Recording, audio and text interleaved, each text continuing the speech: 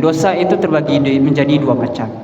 Ada dosanya dosa besar dan juga ada dosa kecil. Apakah dosa besar yang terjadi di masa lampau itu bisa dimaafkan dengan salat tarawih atau beribadah pada bulan Ramadan? Di sini akan kita jelaskan bahwasanya maksud dari diampuni dosa-dosanya ketika masa lampau itu adalah dosa-dosa kecil yang kita laksanakan pada masa lampau.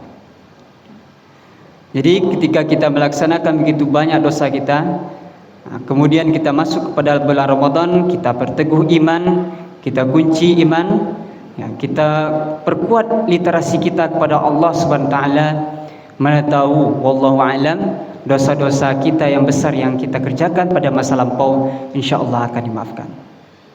Ma'asyiral muslimin rahimakumullah. Imam Ibn Abu Thayyib di dalam kitabnya yaitu Aunul Ma'bud yang merupakan syarah dari Sunan Abu Daud, beliau menjelaskan bahwasanya ay minal shaghair wa yurja ghufranal kabair.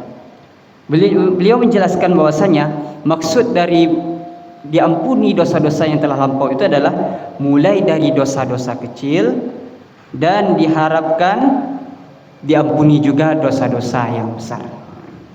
Jadi sebagian ulama menjelaskan bahwasanya bukan dosa kecil yang kita kerjakan di masa lampau aja yang dimaafkan, tetapi dengan keberkahan Allah Subhanahu wa taala, dengan kekuasaan Allah, ya, dosa-dosa yang kita kerjakan, dosa besar yang kita kerjakan pada masa lampau insyaallah akan dimaafkan juga.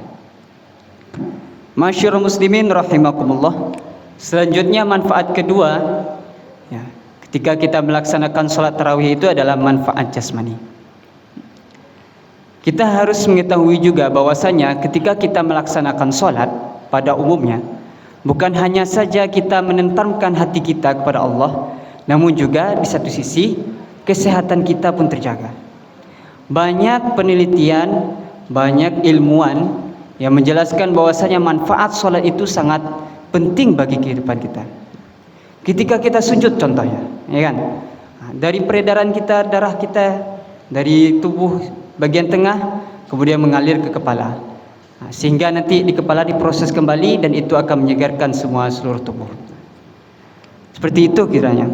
Kemudian dilanjutkan di sini manfaat jasmani untuk ketika melaksanakan salat tarawih itu adalah terhindar dari penyakit makanan yang dikonsumsi ketika berbuka puasa.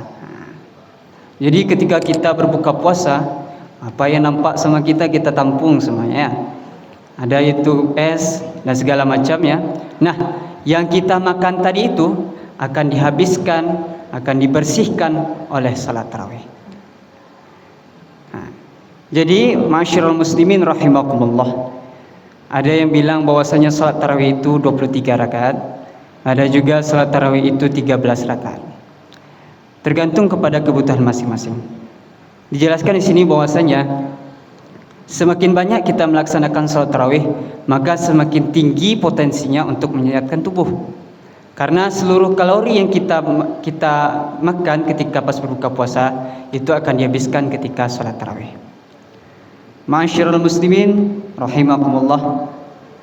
Dari dua manfaat melaksanakan salat tarawih ini, maka dapat kita simpulkan bahwasanya dari sisi rohani kita, Allah akan memberikan kepada kita nikmat dan karunia-Nya sehingga dosa-dosa yang kita kerjakan pada masa lampau akan dihapus oleh Allah Subhanahu wa taala dengan melaksanakan salat tarawih dan juga ibadah-ibadah lainnya yang kita kerjakan pada bulan Ramadan. Hal ini juga tak terluput dari ibadah lainnya. Bahwasanya ketika kita membaca satu huruf pada Al-Qur'an, ya, maka akan dibalasi oleh 27 pahala dan bahkan berlipat ganda. Apalagi ketika kita melaksanakan ibadah-ibadah lain. Maka sungguh ketika bulan Ramadan ini kita berleha-leha, kita bersantai-santai, tidak memanfaatkan waktu semaksimal mungkin untuk melaksanakan ibadah kepada Allah Subhanahu wa taala.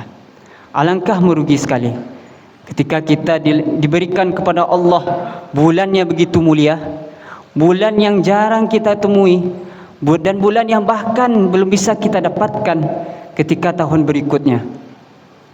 Ma'asyiral muslimin rahimakumullah. Maka dari itu kita perteguh kembali iman kita. Kita luruskan kembali niat kita agar kita berkonsisten dalam melaksanakan ibadah pada Allah dan berangka melaksanakan ibadah ketika bulan suci Ramadan. Mungkin sekian yang dapat saya sampaikan. Terlebih itu kurang saya mohon maaf dikarenakan saya menggantikannya terlalu mendadak. Maka saya tutupkan dengan wabillahi taufik wal hidayah. Wassalamualaikum warahmatullahi wabarakatuh.